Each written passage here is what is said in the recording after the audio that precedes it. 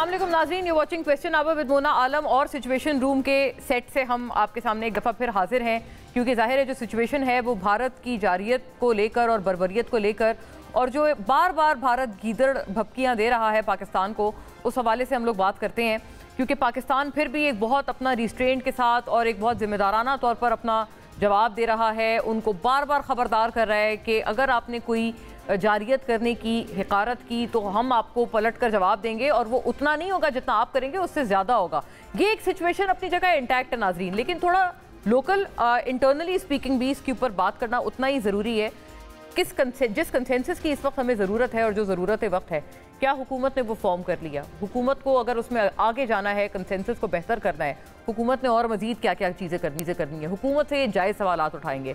दूसरी तरफ जो इत्तेहादी जमातें हैं, वो भी, उनका भी जो एक मीडिएशन का रोल है, मीडिएटरी रोल है, क्या अपना वो जो एक सालसी का किरदार जो वो अदा कर सकते हैं, क्या वो अदा कर रहे हैं? ये उनसे भी सवाल उठाएंगे।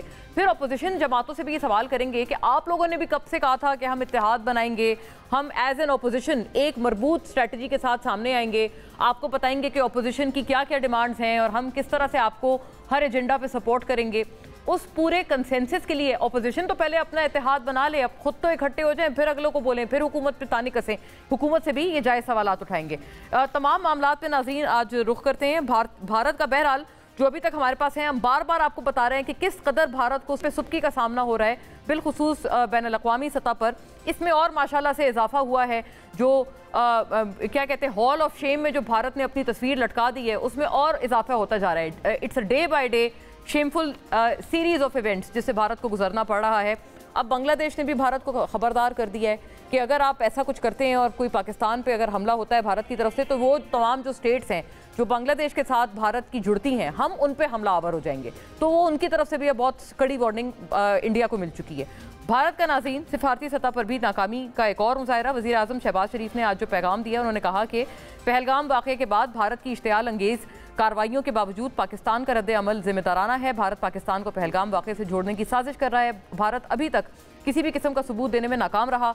भारत ने काबिल एतमाद, शफाफ और गैर जानिबदार बैनुल-अक़वामी तहकीकात की पाकिस्तान की पेशकश का जवाब देना है, और पाकिस्तान ऐसी तहकीकात में मुकम्मल ताबुन करेगा। एक दफ़ा फिर उन्होंने ये पेशकश की है वज़ीर आज़म ने। पाकिस्तान के हाई कमिश्नर बराए बरतानिया डॉक्टर मोहम्मद फैसल ने कहा है कि भारत की इल्ज़ाम तराशियाँ सिर्फ झूठ पर मबनी हैं, इसके पास पहलगाम वाक़े से मुताल्लिक कोई सबूत नहीं। कर्नाटक के जो वज़ीर हैं दिनेश राव, अब उन्होंने भी आड़े हाथों लिया है मोदी हुकूमत को, उनके अपने लोग उनको छोड़ नहीं रहे हैं, इस पर सवालात की भरमार है।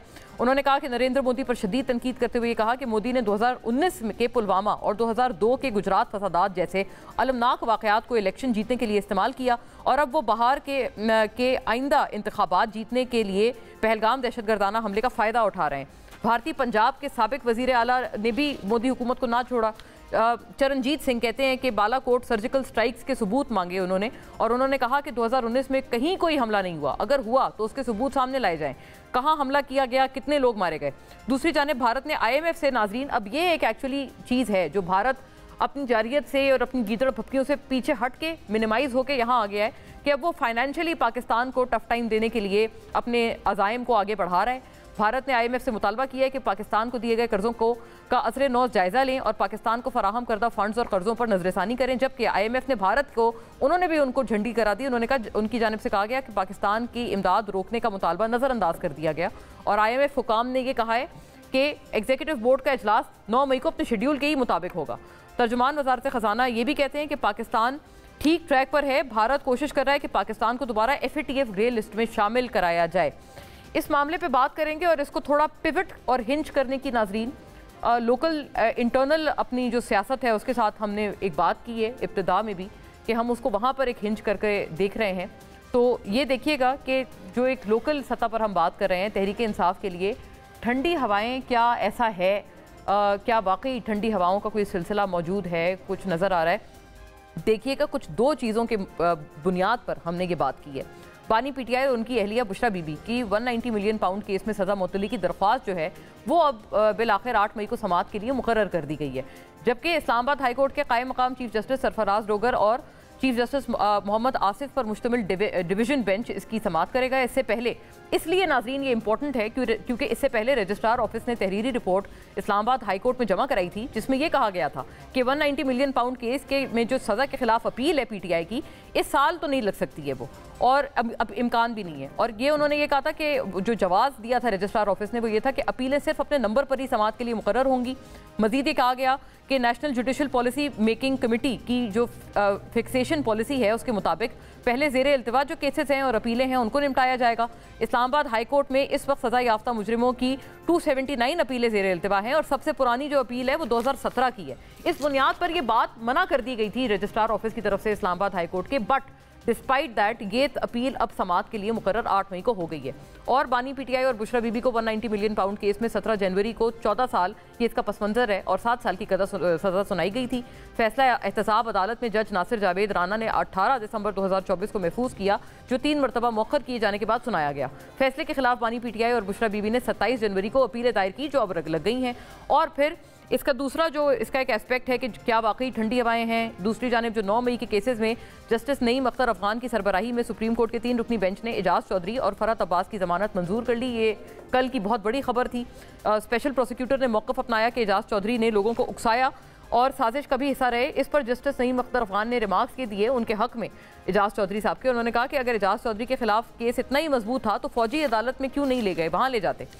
ओवर टू आर गेस्ट नाजरीन, फौरी तौर पे इन बहुत ज़रूरी उमूर पे अपने मौजूद मेहमानों का रुख करती हूँ। सेनेटर डॉक्टर हुमायूं मोहम्मद यहाँ स्टूडियोज़ में हमारे साथ तशरीफ़ फरमाए, पाकिस्तान तहरीकी इंसाफ की नुमाइंदगी करते हुए बहुत खुशामदीद आपको। जनाब हाफिज़ हमदुल्ला साहब हमें ज्वाइन करते हैं, JUI के स्टॉलवर्ट हैं, तमाम मामले पर अपनी जमात का बेबाक मौक़िफ़ हमारे साथ रखेंगे, आपको भी बहुत खुशामदीद। निहाल हाशमी साहब नाजरीन PMLN के स्टॉलवर्ट, तमाम बहस में अपने जमात के बुलंदो बांग मौक़िफ़ के साथ हमारे साथ मौजूद हैं, आपको भी वार्म वेलकम। और सैयद नासिर हुसैन शाह साहब नाजरीन पाकिस्तान पीपल्स पार्टी के स्टॉलवर्ट और सूबाई वज़ीर सिंध बराए तवानाई, हमें तमाम मामले पर with all perspective from the People's Party join करते हैं, आपको भी वेरी वार्म वेलकम शाह साहब। और शाह साहब आपसे बात का आगाज़ करती हूँ। आपसे बहुत सारी उम्मीदें हैं जो कि लगाई थी। Okay, I am being told कि शाह साहब को हम लोग ऑडियो उनकी हमने थ्रू करनी है, तो तब मैं उनसे सवाल कर पाऊँगी। हाफिज़ साहब, कब आपके कर रहे हैं ये जो अपोजिशन के साथ एक मिलाप करना है? सिचुएशन देखें, भारत ने फिर इस कदर जारियत का मुजाहरा किया है। आप अगर एक मजबूत अपोजिशन के तौर पर सामने आएंगे तो तभी तो आप लोग हुकूमत को इस कौमी एजेंडा पे सपोर्ट कर पाएंगे। बिस्मिल्लाहिर्रहमानिर्रहीम, बहुत शुक्रिया। देखिए मोना, अगर बात यह है कि अपोजिशन की इत्तेहाद इस मकसद के लिए कि हुकूमत को इस मौक़िफ़ और बयानिए में सपोर्ट करे जो सामने इंडिया, भारत या नरेंद्र मोदी जो कुछ कर रहा है, इस सिलसिले में तो मेरे ख़्याल में अपोजिशन एक पेज पर है। अपोजिशन की जमातें ख्वाह PTI की शक्ल में हो, जमीयत उलमा इस्लाम की सूरत में हो, जितनी भी जमातें हैं वो सारे इंडिया की जो रवैया है नरेंद्र मोदी का, जो इल्ज़ाम तराशियाँ हैं, उनकी जो बदमाशी है, उस सिलसिले में तो मीनार पाकिस्तान पर मौलाना फजल रहमान साहब ने जी एक बहुत बड़े अजीम इज्तिमा के सामने उन्होंने पैगाम दिया कि हम मुल्क के साथ खड़े हैं। उन्होंने कहा बाकायदा हमला करने को भी मुल्क की दिफा के लिए खड़े हैं। क्या एक आदमी, एक शख्स, एक आम शहरी जिसकी शनाख्त पाकिस्तान हो और पाकिस्तान उसको खिलाता है या नहीं खिलाता, उसको पिलाता है या नहीं पिलाता, अभी तक तो कुछ नहीं खिलाता है नहीं पिलाता है। न साफ पानी पीने के लिए साफ पानी नहीं है, बिजली नहीं है, गैस नहीं है, बलूचिस्तान में अब जाके कुछ भी नहीं है, एक शनाख्ती कार्ड है और कुछ भी नहीं है। फिर भी लोग इसके लिए हाजिर है कि पाकिस्तान पर अगर नरेंद्र मोदी और भारत हमलावर हो तो हम मुल्क के साथ हैं, किसी शख्स के साथ नहीं है। वो शख्स शहबाज शरीफ नाम हो उसका, हम मुल्क के साथ हैं, इस खित्ते के साथ हैं, यानी कि टॉप पे जो मर्जी हो आप इस सिलसिले में अगर आपके सवाल को मैं समझा हूँ तो इसमें मेरे ख्याल में हुमायूं साहब भी बैठे, अपोजिशन ख्वाह PTI की शक्ल में हो, बड़ी पार्टी जमीयत उलमा इस्लाम की सूरत में हो, मौलाना फजल रहमान साहब ने अपना मौक़िफ़ वाज़ेह किया है कि हम मुल्क के साथ हैं। हाँ, अगर मसला अफ़गानिस्तान का हो फिर थोड़ा गड़बड़ है, फिर गड़बड़ है फिर हो सकता है कि हमारी ये पोजीशन ना हो जो इंडिया के हवाले से जो पोजीशन है, यानी 2 सूबों का, खैबर पख्तूनख्वा, पाटा वज़ीरिस्तान और बलूचिस्तान का हो सकता है फिर ये पोजीशन ना हो, लेकिन जहाँ तक इंडिया की बात है हम मुल्क के साथ हैं। लेकिन ये बात है वैसे हाफिज साहब कि आपको पता है जो जारियत भारत करता है वो उनके मतलब अफगानिस्तान के वाया भी कई चीज़ें, जैसे कि वहाँ से कभी लोगों को भेजने की कोशिश, और ये भी मतलब इस पर बहुत सी बातें हुई है। अगर आप इंडिया ने आपको पता है अगर आप सुनना चाहती है तो मैं बात कहूँगा।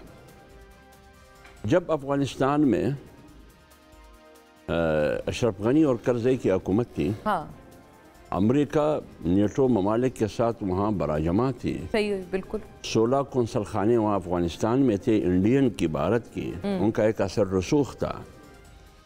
तो इस बात में माकूलियत थी कि वहाँ से मुदाखलत हो रही है, जो कलभूषण की शक्ल में हमारे सामने मौजूद है।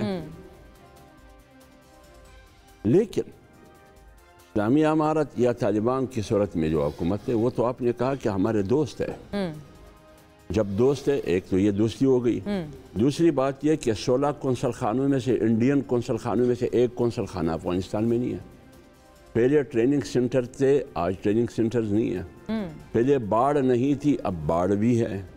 पता नहीं कितनी कितनी चेक पोस्टें हैं, बॉर्डर भी बंद है। पहले स्मगलिंग होती थी सरेआम, वो सारे रास्ते आपने बंद किए कि हम दहशतगर्दों को भी बंद करेंगे और स्मगलिंग को भी बंद करेंगे। लेकिन सवाल ये है कि स्मगलिंग में भी पहले से इजाफा हुआ है और दहशतगर्दी में भी पहले से इजाफा। ये बात है, और इसीलिए हाँ, मैं आ रहा हूँ, इसीलिए तो सवाल है। अब ये सवाल मुझसे ना करें ना, ये सवाल पाकिस्तान के अरबाब इख्तिदार और अरबाब इख्तियार से होनी चाहिए कि आपकी पॉलिसी क्या है। ये ठीक है, ये बात यानी जो जनरल फैज साहब, जनरल बाजवा साहब के कहने पर जब काबुल गए, उन्होंने एक कप चाय वहाँ पी, उसके बाद जो पॉलिसी बनाई गई, क्या किससे इजाज़त आपने ली थी? पार्लियामेंट का इजलास हुआ था या पार्लियामेंट से? मुझे तो नहीं याद कि पार्लियामेंट से इजाज़त ली हो। वो इजलास हुआ था, उसमें अपोजिशन के तौर पर। नहीं, मैं अर्ज़ कर लूँ। तो जब सूरत हाल ये हो तो फिर आप मुझे गले से पकड़ते हैं, हुमायूं को गले से पकड़ते हैं, मौलाना फजल रहमान साहब को बुरा भला कहते हैं कि आप क्यों इंतहा पसंदी और दहशतगर्दी में हमारे साथ नहीं देते। पहले तो आप जवाब देना। आपने हिंदुस्तान की बात की कि अपोजिशन जमातें, मैं कह रहा हूँ कि अपोजिशन जमातें हिंदुस्तान की जारहियत की, उनकी बदनीति की, उनकी बदमाशी के हवाले से ये एक पेश पर है। सही हो गया, बस जवाब खत्म। अच्छा, तो फिर ये आगे की आपने बात दीगर की ना, इसलिए मैं पूछ रही थी कि आप वो तो आपने अफगानिस्तान की बात जब आप की थी, इंडिया भाई अफगानिस्तान, हाँ, पाकिस्तान में मुदाखलत कर रही है। चले बात सुने, जिसने मुदाखलत की डायरेक्ट इंडिया से अभिनंदन की सूरत में, उसके साथ क्या हुआ? बहुत बुरा हुआ। क्या बुरा हुआ? क्यों? क्या पकड़ा ना अभिनंदन को चाय पिलाया, वे प्रोटोकॉल के साथ वापस कर दिया गया, ये बुरा हुआ? नहीं करना चाहिए था। अगर मेरे घर पर कोई हमला करेंगे, मेरे घर पर, उसकी लाश निकलेगी वहां से। अजीब बात है, एक इतनी कुव्वत है, 25 करोड़ आवाम है। तो एक नहीं, दूसरी बात डॉक्टर हुमायूं, दूसरी बात, कलभूषण का है आगे। कलभूषण कहाँ है? पाकिस्तान में ना, तो अभी तक जिंदा क्यों है? क्या ये जो ICJ है, इंटरनेशनल कोर्ट ऑफ जस्टिस है। तीसरी बात, इसको क्या करेंगे? छोड़ दें इसको। एक और सवाल है ना, एक और सवाल। आर्मी पब्लिक स्कूल पर जब हमला हुआ, तर्जुमान कौन थे TTP के? ये जो शख्स तर्जुमान था, वो फिर बाद में किसके कस्टडी में थे? वो अच्छा, उस कस्टडी से कैसे तुर्की पहुंचा? बिल्कुल ठीक है, ये सवालात हैं। अच्छा ठीक है, मैं अब ज़ाहिर आई टेक दिस अक्रॉस, क्योंकि कई सारे सवालात हैं। हुमायूं साहब, इनसे नहीं है, हुमायूं साहब के पास नहीं है जवाब। हुमायूं साहब, लेकिन ये बताएं, सवालात इनसे नहीं है। अच्छा हुमायूं साहब, ये बताएं कि अब आप जितनी आप ये गुफ्तगू है, आपने एक पेज पर अगर आना है या आपने इंगेज करना है कंस्ट्रक्टिवली गवर्नमेंट के साथ, आप उन पर तनकीद तब करें जब आप लोग इकट्ठा कर पाएँ अपोजिशन को। और आपसे गालिबन बात हुई थी कामरान मुर्तज़ा साहब की, उसका थोड़ा सा कोई पस मंज़र हमें बता दें कि आपने उनको बताया, कुछ क्लैरिटी दी। उन्होंने हमारे प्रोग्राम में एक दफ़ा नहीं मुतअद्दिद दफ़ा कहा है कि आप 26वीं तरमीम पे जब तक अपनी पोजीशन क्लियर नहीं करते और मौलाना साहब को जैसे कहते हैं ना अलल ऐलान क्रेडिट नहीं देते कि उन्होंने उस पर बड़ा अच्छा रोल किया था, और आप लोग फिर एंड टाइम पे आपको अकोमोडेट भी किया, सब कुछ किया, फिर आप लोग तब भी कहते हैं नहीं इन्होंने वोट क्यों डाला JUI ने उसमें। जब तक आप ये पोजीशन क्लियर नहीं करते, भूल जाएं इत्तेहाद JUI के साथ। और ये आपको नहीं लगता कि ज़रूरी है given the circumstances with India these days? बिस्मिल्लाहिर्रहमानिर्रहीम, इय्याका नअबुदु व इय्याका नस्तईन। देखें, एक चीज़ जैसे अभी हाफिज़ अब्दुल्ला साहब ने बात की है, जब कोई बाहर से पाकिस्तान के ख़िलाफ़ बात करता है, हम सारे पाकिस्तानी उस फोर्स के ख़िलाफ़ खड़े हो जाते हैं, लेकिन इसका ये हरगिज़ मतलब नहीं है कि मैं आपके साथ खड़ा हूँ। मैं उस फोर्स के ख़िलाफ़ हूँ, बट हो सकता है मैं आपसे एग्री ना करता हूँ, आपके तरीके से या आपके जिस तरीके से आप इस कुर्सी पर बैठी हैं मुझे इस पे एतराज़ हो, तो मैं आपके साथ ना खड़ा हूँ, लेकिन मैं उस फोर्स के ख़िलाफ़ खड़ा हूँ। Do you understand what I'm saying? I understand. That is one thing. ठीक है? So I may not be on the same page, but I'm in the same book against that aggression. समझ आ गई? एक चीज नहीं, तो अगर यही बात आपको पुलवामा हमले पे ये लोग कहते, सुन ले, वो कहते रहे ना कि आप यहाँ पीएम हैं, हम आपके साथ नहीं हैं। I would respect that thing. They can, वो कह सकते हैं कि जी हम लोग इंडिया के पुलवामा अटैक के खिलाफ हैं, हम पाकिस्तान तरीके इंसाफ जिस तरीके से हैंडल कर रही है वो सही नहीं है, हमने हैंडल करके बताया है कि जब पुलवामा में उन्होंने आके दरख्त तोड़े तो हमने अगले दिन जाके उनके जिसे कहते हैं ना घर में घुस के उनके जहाँ पे लेट्स से ये एक बिल्डिंग है, हमने उससे कोई 200-250 गज दूर के 1.5 किलोमीटर दूर हमने एक जगह को लॉक किया, उनको समझ आ गई कि उनके इलाका लॉक किया, वहाँ पे हमने बॉम्ब फेंके, हम वापस आ गए दिन दिहाड़े। अगर आप किसी मुल्क में ये करके आ जाए, इससे बड़ी उस मुल्क के लिए वो चपेड़ कोई नहीं हो सकती। नहीं, बहुत अच्छा जवाब था इसमें, ठीक है ना? अच्छा, उसके बाद जब वो हमारे पीछे आए, ठीक है, जैसे आज उनके क्रिकेटर ने कहा था कि the big birds are finally here, जिसके जवाब में एक जर्नलिस्ट, ऑस्ट्रेलियन जर्नलिस्ट ने कहा था कि it is best for the big birds to sit in their nest and rest, क्योंकि पाकिस्तान के साथ बिग बर्ड्स काम नहीं कर सकते। हमने क्या किया, हमने उनके जहाज़ को गिराया और उनके पायलट को उठा लिया। अब यहाँ पे ये याद रखें, ये एक किस्म का आ जाता है जो हाफिज साहब कहते हैं वापस नहीं करना चाहिए। देखिए, मैं उनकी बात को रिस्पेक्ट करता हूं, मैं उनसे एग्री नहीं करता, ठीक है। ये बेसिकली इंटरनेशनल लॉज के लिहाज से ये जंगी कैदी होते हैं। अच्छा, हमारा इस्लाम भी हमें ये बताता है कि अगर आपने किसी जंगी कैदी को कर लिया है तो आप उसको मतलब फॉर द सेक ऑफ अच्छा सलूक करें, अच्छा सलूक उसको कर ले।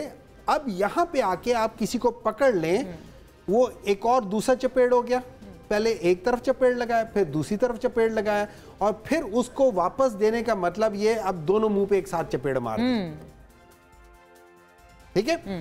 वो जो मर्जी करते, मतलब हमने उसको वापस देना भी आपकी जीत थी। मेरे इससे बड़ी इंटरनेशनल जीत कोई हो नहीं सकती कि आप सब कुछ कर सकते थे, लेकिन आपने एक अच्छा जेस्चर करके कहा कि देखो हमारे साथ पंगा लिया तो हम बड़ा मारेंगे। तो अभी वाले वाकये पे अभी तो दरअंदाजी नहीं की इंडिया ने, ठीक है, अभी ठीक है, इस वक्त तक बिल्कुल इस वक्त तक वो है, लेकिन इस वक्त तक हमारे अगर हम देखें, हमारे रिस्पॉन्सेज देखें, तो मुझे 2-3 चीजों पे एतराजात हैं। अच्छा, हाँ। नंबर 1, इंस्टेड ऑफ जैसे 2019 में इमरान खान ने यूएन में करके कहा था कि हमें बताओ वो सबूत क्या है, इमरान खान ने ये नहीं कहा कि आओ जरा एक मिल के बैठ के कई सबूत ढूंढते हैं।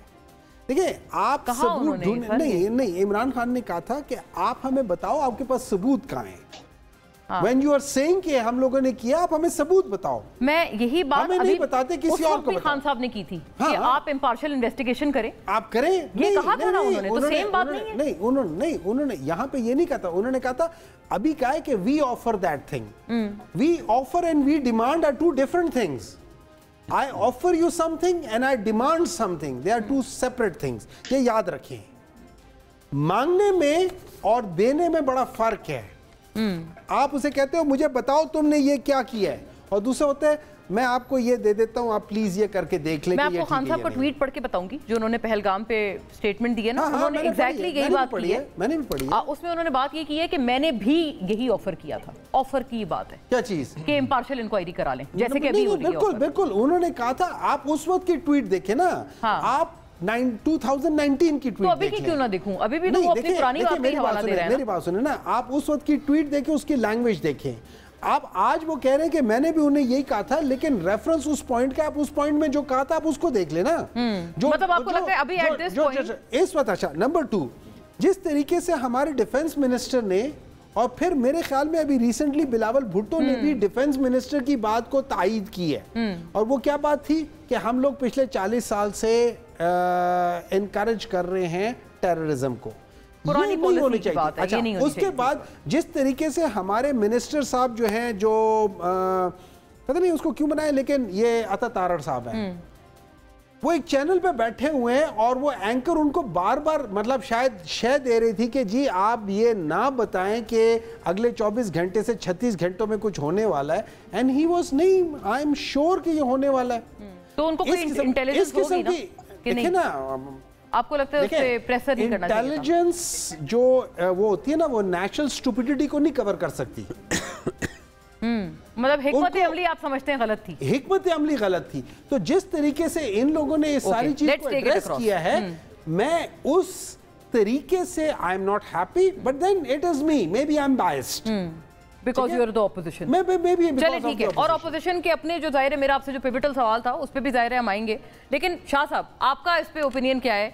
क्या आपको लगता है कि ये जो अभी जो कुछ चीज़ें बहुत लॉजिक के साथ निकाली हैं दोनों ऑपोजिशन के हजरात ने कि ये चीज़ें हमें लगता है कि ठीक नहीं है, नॉट अप्रोप्रिएट, योर रिस्पॉन्स, और इनको साथ मतलब इस पूरे मुद्दे पे एक एक मुशावरत के साथ फिर हिकमत अमली बनाई जाए, इस चीज़ को इंश्योर करने के लिए आप तो चले गवर्नमेंट आप कहते हैं आप नहीं हैं, लेकिन आपके सपोर्ट से हुकूमत है अपनी जगह पर, आप कोई रिकन्सिलिएशन कर सकते हैं, कोई मीडिएशन कर सकते हैं, पीपल्स पार्टी आपके प्रेसिडेंट हैं, can you do some kind of reconciliation? बिस्मिल्लाहिर्रहमानिर्रहीम, अल्लाहुम्मा सल्ली अला मुहम्मद व आले मुहम्मद। देखें, एक तो अल्हम्दुलिल्लाह ये थोड़े बहुत इख्तिलाफात अपनी जगह पे जो बातें की मेरे इंतहाई मोहतरम हमादुल्लाह साहब ने या मोहतरम हमारे सेनेटर साहब ने, वो तो जाहिर है इनकी थोड़ी बहुत आपको इल्म में है कि जो भी सिलसिले हैं, लेकिन एक बात तो वाज़ेह है कि हम सब अपने मुल्क के लिए एक हैं, और यही वो पैगाम है जो यहाँ से हमने दिया है और दिया जाना चाहिए कि कोई भी सूरत हाल हो, हमारी आपस में जो भी रंजिशें हों, सियासी इख्तलाफात हों, दीगर इशू हों, लेकिन जब मुल्क पर कोई बात आती है, तो सरहदों की हिफाजत की जब बात आती है, तो हम लोग सब साथ हैं, और यही पैगाम है। और बाकी सबको साथ बिठाने के लिए ज़रूर कोशिश हुई भी है, और उसको मज़ीद बेहतर होना चाहिए, और सबको एक पेज पे आना चाहिए, और उसमें बिल्कुल जितनी भी पॉलिटिकल पार्टीज़ हैं वो बैठें और इस पे अपना दें, और सबका फ़ैसला एक ही होगा। मैं थोड़ा सा एक दो चीज़ों पे अभी मैं जो सुन रहा था, हमादुल्लाह साहब मेरे इंतहाई मोहतरम हैं और मैं इनका बहुत एहतराम करता हूँ। काश जिस तरह इन्होंने कहा कि इंडिया के ख़िलाफ़ भी वो इसी तरह से रहेंगे, तो अफ़गानिस्तान अगर हमला कर देता है, जो इन्होंने बात की, उस पर इनको क्यों पसो पेश है? ये मुझे बड़ा दुख हुआ इनकी ये बात सुन के। मैं एक्सपेक्ट नहीं कर रहा था इनसे, क्योंकि हमेशा मौलाना फजल रहमान साहब ने, JUIF ने पाकिस्तान की बात की है, जो भी मामला हो। तो ये, और आज कल हम सबको मेरे मोहतरम सेनेटर साहब भी बैठे हैं कि ज़ाहिर है ज़ाती तौर पर हमारे जो वज़ीर आज़म साहब हों या वफाकी वज़रा हों या और पॉलिटिकल लीडर हों, उनका जो भी हैं चीज़ें वो अपनी जगह पे, आज कल जो हालात हैं इनमें हमने एक वाज़ेह और एक पैगाम देना है दुश्मनों को, दुश्मन मुल्क को, कि उनके लोग हमारी ये बातें डिस्कस न कर सकें अपने प्रोग्रामों में और हाईलाइट न कर सकें। दीजिए उनके जो सीनियर पॉलिटिशियन हैं वो ये बातें जी कर रहे हैं कि जी इन्होंने ये गलती कर दी, वो गलती कर दी। गलती तो मोदी ने की है, एक इल्ज़ाम हम पर लगा दिया और फिर उसके बाद सिंध तास मुआहदा उसने कैंसिल कर दिया, जो वो नहीं कर सकता। उसमें वर्ल्ड बैंक की ज़मानतें हैं, दीगर बहुत सारे इश्यूज़ हैं, लेकिन वो जिस तरह ख़ुद सबको इल्म में आया कि वो दहशत गर्दी में मुलविस है, जो पाकिस्तान में जो दहशत गर्दी हुई उसके सारे ताने बाने उस तरफ गए हैं, या कनाडा में जिस तरह उसने सिखों के कत्ल कराए जो उसके ऊपर प्रूव हो गया, और भी बहुत सारी चीज़ों में वो मुलविस है। और फिर वो सिंध तास वाला मुआहदा जो है वो कोर्ट में भी है, क्योंकि इसने बगैर इजाज़त के डैम बना दिए थे जिसमें हम इंटरनेशनल कोर्ट में भी गए हैं। तो उसने देखा आपने कि एक वाक़या हुआ उसका फौरी रिएक्शन, वो जो उनका SOP होता है कि जी पाकिस्तान के ख़िलाफ़ बात कर देना, पाक फ़ौज के ख़िलाफ़ करना, ISI के ख़िलाफ़ करना, पूरे इदारों के ख़िलाफ़ करना, वो उनका SOP शुरू हो गया। और फिर एकदम से सिंध तास मुआहदे पे उसने बात कर ली।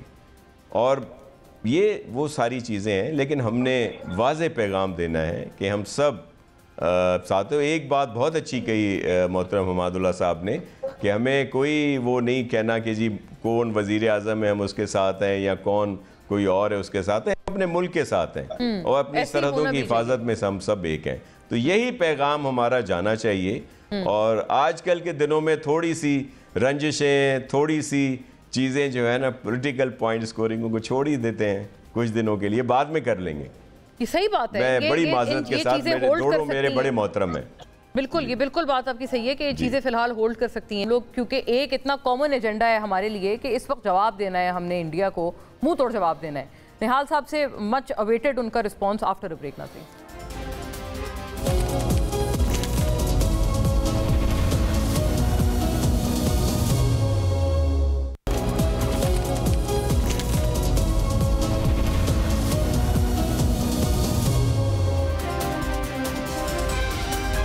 वेलकम बैक नाजरीन। जी निहाल साहब, ओवर टू यू।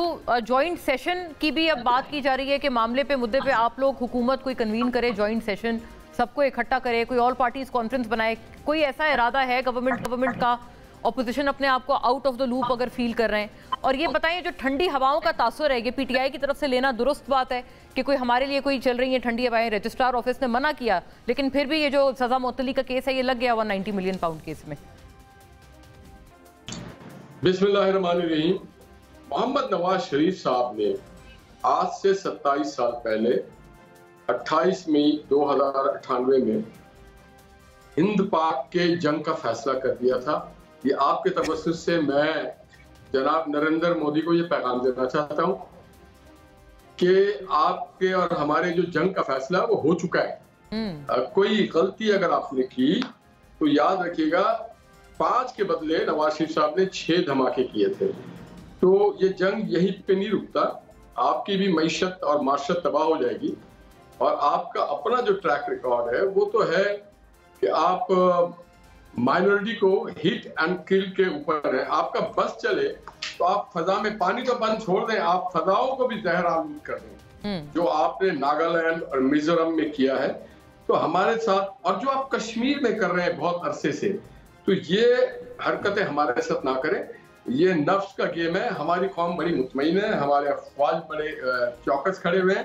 हम अब तरक्की के राह पे गामजन हो चुके हैं।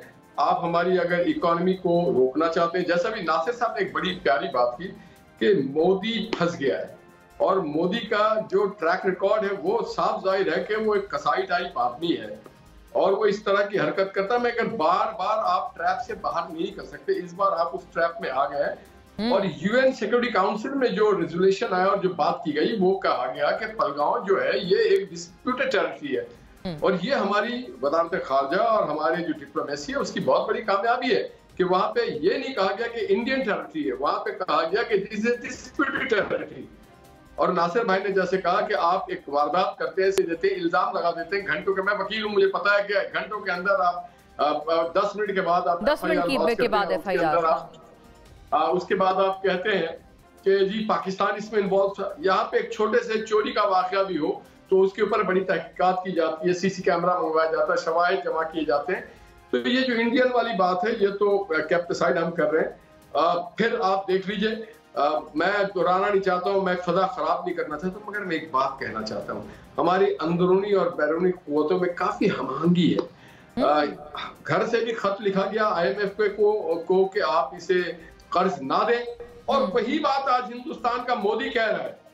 आज वो हिंदुस्तान का मोदी कह रहा है कि भाई तूने या तेरे काका ने वापस करना है, पाकिस्तान की आवाम जाने, उसकी हुकूमत जाने, हम जाने कैसे वापस करना है, कितना कर्ज लेना है, ये हमारा प्रोग्रेटिव है, ये किसी और का प्रोग्रेटिव नहीं। अब आप जो बात करें, देखिए केप्ट असाइड खान साहब का केस अल्हम्दुलिल्लाह अदालतों में जेर समाअत है।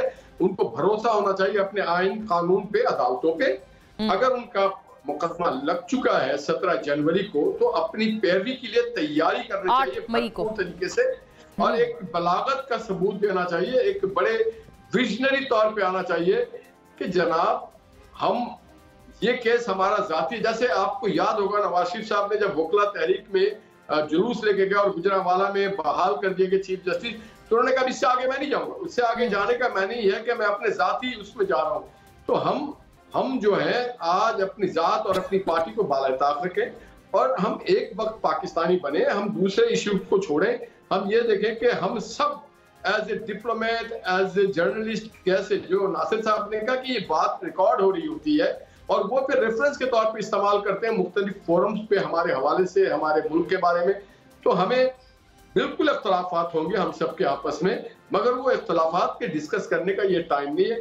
सिर्फ हिंदुस्तान नहीं, और भी जो लोग हमारे पास इन्वेस्टमेंट करने आ रहे हैं, जिनके साथ हमारी तजारती रवाबित है, जिनके साथ हमारे कल्चरल रवाबित है, जिनके साथ हमारे टेक्नोलॉजिकल रवाबित है। अच्छा, आपने वजह फरमाया निहाल साहब, लेकिन एक काउंटर सवाल तो है ना एक फितरी तौर पर, क्योंकि कॉन्फिडेंस बिल्डिंग करना आपकी जिम्मेदारी है ना बतौर गवर्नमेंट। देखिए, हमने तो कॉन्फिडेंस बिल्डिंग किया है, उसके लिए नेशनल असेंबली का एक फोरम है। हम जज नहीं है, हम इस्लामाबाद हाई कोर्ट नहीं है और ना हम उस डोमेन में जाना चाहते हैं। कॉन्फिडेंस बिल्डिंग है, सेनेटर साहब को पूरा मौका है, वो जाएं पार्लियामेंट में बैठ करके अपने तजावीज दें मुल्क को चलाने के लिए, मुल्क की मैशत के लिए, मुल्क के दिफा के लिए। किसने रोका है? कोई नहीं रोकता। और एक ट्रैक रिकॉर्ड है, जब भी नेशनल सिक्योरिटी काउंसिल का प्रोग्राम हुआ है, एक शख्सियत उसमें नहीं आती है, वो बाहर बैठी रहती है, वो वजीर आजम हो या वो अपोजिशन में हो, उससे कोई फर्क नहीं पड़ता है। तो भाई बात यह है कि मेरे जात से ऊपर पाकिस्तान है, ये जिस दिन हम कंसीडर करेंगे उस दिन पाकिस्तान के बहुत सारे मसाइल हल हो जाएंगे। और हम जब ये कंसीडर करेंगे कि ये भी मेरे ही जितना मुहिब वतन है, इसकी हुब्बुल वतनी में ये बात है, एक दूसरे की हुब्बुल वतनी पे शक करना, ये वाकई ये बहुत एक अहम बात है। But better done than said, ये बात है ना, करें इस पे अमली जामा पहनाए, कहने से बेहतर ये वाली बात है। और हम सबको ये अपने अंदर इंट्रोस्पेक्ट करना चाहिए। हमने कभी ये नहीं कहा कि हमारे मुल्क में क्या हो रहा है। देखिए, नवाज शरीफ और शहबाज शरीफ साहब भी जेल में रहे, 2-2 साल रहे। शहबाज शरीफ जो उस वक्त अपोजिशन के लीडर थे, उन्होंने वादे तौर पर उस वक्त के वजीर आजम को कहा था कि आए आप आके बैठ के मईशत की बात करें। और जब जंग हुई थी, जब वो उसका अभिनंदन वाली बात हुई थी, तो फिर उस वक्त के वजीर आजम ने क्या कहा था? उन्होंने क्या हम हिंदुस्तान पे हमला कर दें? और उन्होंने कहा आधा घंटा, 370 का जब वाकया हुआ तो उन्होंने कहा आधा घंटा हम बैठ करके प्रोटेस्ट करेंगे, हमारी क़यादत में सारा काम साफ कर देंगे। आधा घंटे में मोहम्मद नवाज शरीफ साहब ने कह दिया कि देखिए एक बात। अच्छा, ये हुमायूं साहब कह रहे हैं कि वो बात उन्होंने खान साहब ने तब की थी जब वो 370 और 35 उन्होंने खत्म किया था, वो भी उसी साल की बात थी। जी। अगर पाकिस्तान नहीं तो दुनिया नहीं हमारे लिए, हमारे लिए दुनिया भी पाकिस्तान है और पाकिस्तानी दुनिया हमारी। तो ये बात सबको वाज़ेह हो जाना चाहिए कि हमने कोई खिलौने नहीं रखे हुए हैं। तो हम तो घंटों में फैसला कर देंगे, हम नहीं तुम भी नहीं। भाई जब हम नहीं तो फिर तुम क्यों रहोगे? तो बात सारी ये है कि हम आधे घंटे के वो फ्लैग होस्टिंग वाला काम नहीं करेंगे।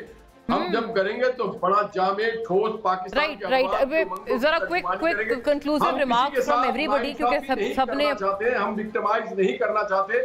तो दूसरों को भी ख्याल रखना चाहिए कि पाकिस्तान से हम हैं, हमसे पाकिस्तान नहीं। जी शाह साहब, योर ओपिनियन, मैं जरा रिवर्स ऑर्डर में सबके कंक्लूसिव रिमार्क्स मांग रही हूँ। आपको लगता है कि इस वक्त हमारी जो भी what needs to be done, अगला स्टेप क्या होना चाहिए हमारा?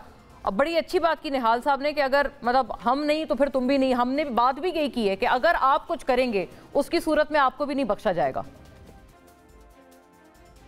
देखिए, पाकिस्तान और हम अमन पसंद हैं, लेकिन उसको कमज़ोरी न समझा जाए ना। आज भी हमारा बड़ा ज़बरदस्त टेस्ट हुआ है मिसाइल का, जो 450 तक जा सकता है, बड़ी एक कामयाबी से वो हुआ है। और देखिए, जो इंडिया की आवाम है वो भी तो, उसमें भी तो बहुत सारे मासूम लोग हैं, वो भी जंग नहीं चाहते। लेकिन वो जो एक टोला है, जो एक होता है, वही जिस तरह का जो मोदी बुचर का जिस तरह से उसका ट्रैक रिकॉर्ड है, और वो वही चाहता है कि इस तरह की चीज़ें हों।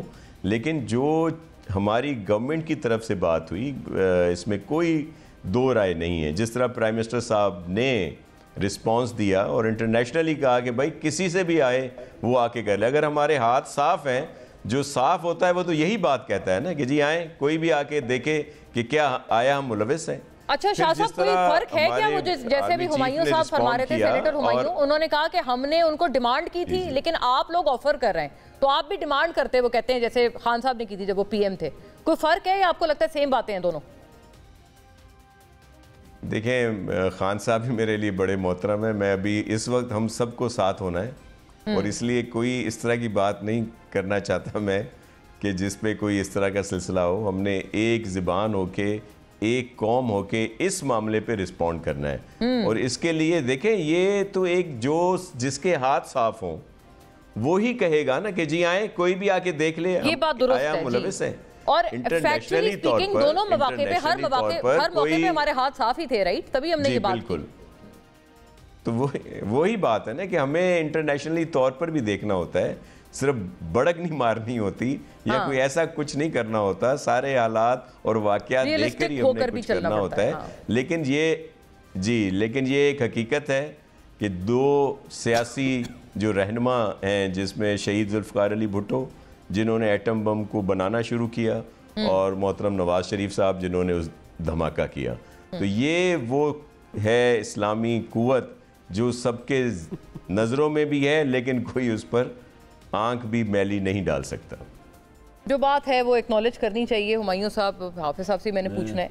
हाफिज साहब, बल्कि आपको इजाजत है, आप उनके साथ कॉन्फिडेंस बिल्डिंग करें ताकि आपसे कोई सुलह कर ले, ऑपोजिशन इत्तेहाद बना ले। पहले तो मैं कमिंग टू यू जी हाफिज साहब, मैं पहले वजाहत कर लूँ कि इंडिया के मामले में मेरे भाई नासिर हुसैन शाह साहब ने वजाहत की कि इस माहौल में कि जब एक तरफ इंडिया मूर्छे में बैठी है और पाकिस्तान पर हमला आवर है और इल्ज़ाम तराशियाँ करती हैं, इस सिलसिले में सबसे पहले जमीयत उलमा इस्लाम का मौक़िफ़ आया। दूसरी बात यह है कि अपोजिशन इस सिलसिले में मुत्तहद है मेरे दानिश के मुताबिक, और यही बात मौलाना साहब ने भी की कि अपोजिशन मुत्तहद है, बल्कि पूरी कौम मुत्तहद है। जब इंडिया की बात आती है, एक तो मैं एक क्लैरिफिकेशन करना चाहता था, वेरी फेयर, और जो नाराज़गियाँ हैं हमारी, जो नाराज़गियाँ हैं 8 फरवरी और 9 फरवरी के इलेक्शन में, वो नाराज़गियाँ आज भी मौजूद है। उस शदीद तहफ़्फ़ुज़ात है हमारे जिससे है वो आज भी है, वो खुशफहमी में न रहे, जिससे भी है वो आज भी है। जिस हुकूमत को हम 47 फार्म की हुकूमत कहा करते थे, आज भी हम कहते हैं। कल जो हम कहते थे कि यह हुकूमत अवामी मैंडेट की हामिल हुकूमत नहीं है, नहीं असम्बली है, नहीं कौम की नुमाइंदगी कर सकती है, आज भी हम कहते हैं। लेकिन जब ये मारूजी हालात आई तो वो हमने पसे पुश डाला, लिहाजा यानी शाह साहब की आप ये तजवीज़ आपने कहा हमने ऑलरेडी कर ली है, ये हमने कर ली। लिहाजा सबसे पहले मुल्क है और खित्ता है, सरजमीन है। जहाँ तक मैंने अफगानिस्तान की बात की, वो मैंने शायद आप लोगों को न समझा सके। मैंने ये कहा कि जिस तरह आप ईरान को ट्रीट कर रहे हैं, ईरान ने हमला किया, हमने जवाबी हमला किया, 48 घंटे में दोनों मुल्कों के बड़े बैठ गए, मसला खत्म हो गया, अला बला बगरदन मुला, सब कुछ खत्म। जब इंडिया ने हमला किया 2019 में या 2020 में फरवरी में 19, और अभिनंदन को हवाले किया, जिस नेत से भी किया, जिसके कहने पर भी किया, मसला ख़त्म।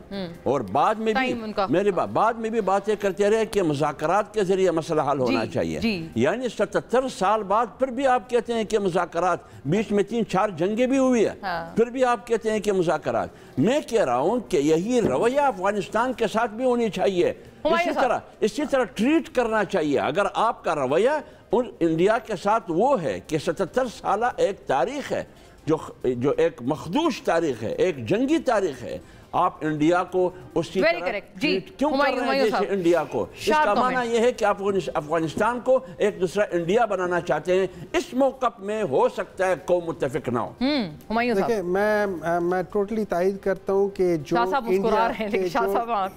इंडिया के खिलाफ हम सारे इंडिया के ख़िलाफ़ एक साथ हैं। हाँ, ये ज़रूर है कि हम समझते हैं जैसे इंडिया ने पाकिस्तान का पानी चोरी कर रहे हैं, वैसे इन लोगों ने हम लोगों का मैंडेट चोरी किया। ठीक है, मतलब बहुत है। अब ये याद रखिए, अभी निहाल हाशमी साहब बात कह रहे थे कि जो इमरान खान ये कह रहे हैं वो मोदी भी कह रहे हैं, मतलब वो कह रहे हैं IMF को खत पे बात की, मतलब वही चीज़ आपने भी यही कहा ना, IMF कर्जा ना दे। मोदी साहब कहते थे कि जो मुंबई अटैक्स हैं पाकिस्तान से हुए, पाकिस्तान के प्राइम मिनिस्टर कहते थे कि मुंबई अटैक पाकिस्तान से हुए। मोदी कहता था कि जो ये कारगिल जो है वो गलत हुआ है। पाकिस्तान का एक लीडर भी कहता था कि ये कमर में छुरी खोपे किया, गलत किया है। जो इंडिया वाले थे, देखें बात ही हो जाती है, नहीं मैं आपको बताता हूँ, हिस्ट्री जब आप पढ़ना शुरू कर लें ना, कर लें, और वो जो नुकसानात हुए हैं, और आज मैं दोबारा ये कह रहा हूँ, हम लोग इन सारी चीज़ों को बेहतर तरीके से कर लेते अगर हमारे यहाँ पे कोई निडर लीडर बैठा होता। ये एक चीज़ है कि रिकंसाइल करना ये सारी अपनी चीज़ों को, ये अपनी जगह बहरहाल बात है, लेकिन ऑब्वियसली इस वक्त जो कॉलिंग ऑफ द टाइम्स हैं वो भी हमें इस वक्त एक यूनिफाइड स्टांस के लिए बात कर रहे हैं। खैर बहरहाल इस मामले में कोई इफ्स एंड बट्स नहीं है, चारों हमारे हजरात इस मामले पर मुतफिक। Thank you for watching. अल्लाह हाफिज़।